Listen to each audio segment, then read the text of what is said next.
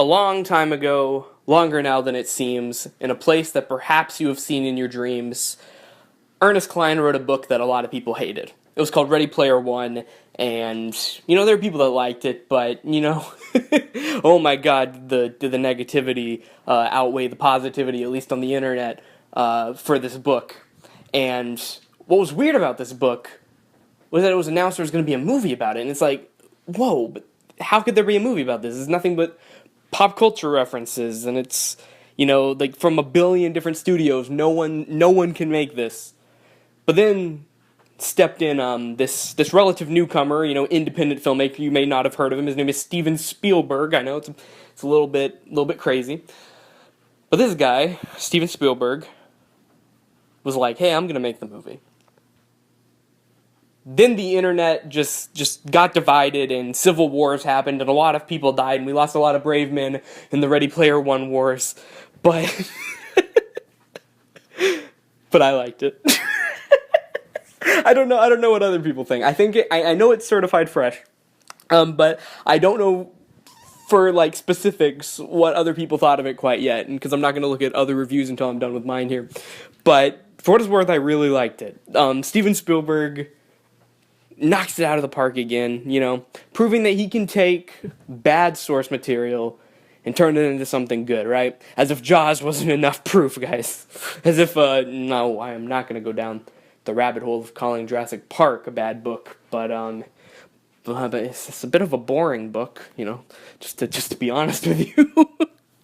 but yeah. So Steven Spielberg was like, I'm going to make this movie.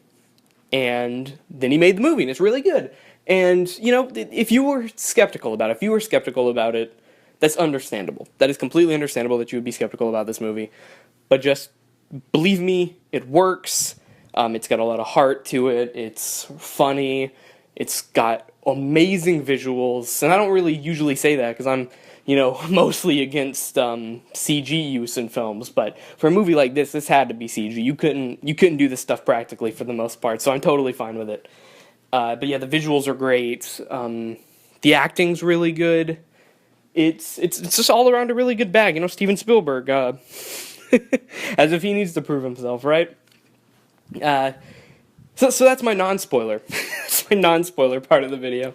If you want to get spoiled, then stick around, because I'm just going to go spoil a couple parts that I really liked, but that's my non-spoiler part. You're really going to like the movie. You're most likely going to like it. If you don't go in expecting to hate it, then you're going to like it, right? But, confirmation bias is a thing, and if you go in there and you're like, oh man, I'm going to hate this reference fest, then of course you're going to hate the reference fest. But if you go in with an open mind, or at least like an undecided mind, right? Just a mind that isn't made up that it's going to suck, then you're going to enjoy it. You're going to enjoy Ready Player One. Now for spoilers. Alright, 1, 2, 3, don't say I didn't warn you. The Shining sequence was really cool. I love the Shining sequence. Basically, they go into The Shining, and it was incredible. I don't know how they did it. I don't know if did they recreate it? Like, it looked like a physical set to me. Did they recreate the Overlook? Did they, actually recreate the sets? Because that's what it looked like to me. But, I don't know, maybe it's technical wizardry or something like that. But that scene, just from start to finish, was incredible. Right? I'm a huge Kubrick fan. Huge Shining fan. I screamed. Well, I didn't really scream, but, internally, I was screaming. And, just some other random little things. I'm doing a Vlogzilla series on here where I just review every Godzilla movie. Seeing Mechagodzilla in this was really cool. That gets a thumbs up from me. No, this isn't going to be on Vlogzilla. I thought about seeing this before April Fool's Day and then making this review of Vlogzilla, but then I decided to spare that, and decided to spare that stupid joke. So yeah, there's just a lot of stuff to go on. It's weird, because on one hand, I feel like I can talk about this movie for a while, right? Kind of like how I did that over 30-minute Star Wars video. I feel like I could do that with Ready Player One, but I don't particularly want to do that, because I don't want to talk about this stuff online in particular. I want people to see it, because I'm sure there's some people who haven't seen the movie that are watching the spoiler part, and I just spoiled the Shining sequence for them, which is something I wouldn't want spoiled going in. And, you know, there's tons of other stuff that I just don't want to spoil for people, regardless of if they're watching this spoiler section, because I know people watch, full videos because they don't really care, but I want you to care about spoilers for this movie, and I want you to go in and just have a great time and walk out and say, man, that's Spielberg, he's proven himself, right?